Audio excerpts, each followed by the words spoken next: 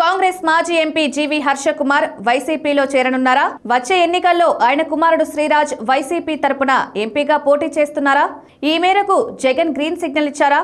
సామాజిక సమీకరణలో భాగంగా ఈ నిర్ణయం తీసుకున్నారా అంటే అవుననే సమాధానం వినిపిస్తోంది.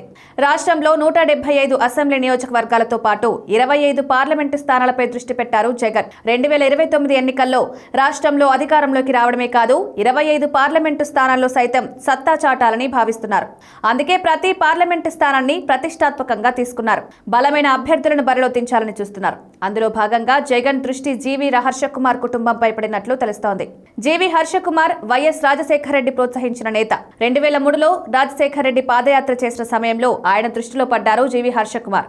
విద్యార్థి సంఘం నేతగా కాంగ్రెస్ యువజన విభాగంలో పనిచేసిన చరిత్ర ఉంది. ఒకసారి రాజమండ్రి మున్సిపల్ కార్పొరేషన్ ఎన్నికల్లో సైతం బరిలో దిగారు హర్షకుమార్. వరుసగా ఎన్నికల్లో ఓటములు ఎదురవుతూ వస్తున్న హర్షకుమార్ ను గుర్తించారు రాజశేఖర రెడ్డి. అలా 2004 పార్లమెంట్ ఎన్నికల్లో అమలాపురం టికెట్ ఇప్పించారు.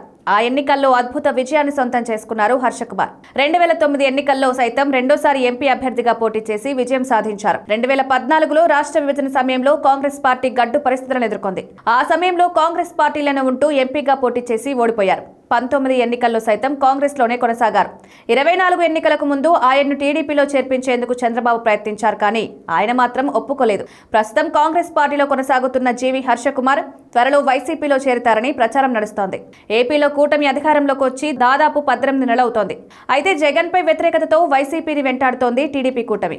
దీన్ని తప్పుబడుతున్నారు సీనియర్ నేత జీవి హర్షకుమార్. ఇటువంటి పరిస్థితుల్లో జీవి హర్షకుమార్ నేరుగా వైసీపీలోకి వచ్చి జగన్ కి అండగా నిలవాలని భావిస్తున్నారు. రాజశేఖర రెడ్డి ప్రోత్సహించిన నేత కావడంతో జగన్ సైతం సానుకూలంగా ఉన్నట్లు ప్రచారం నడుస్తోంది.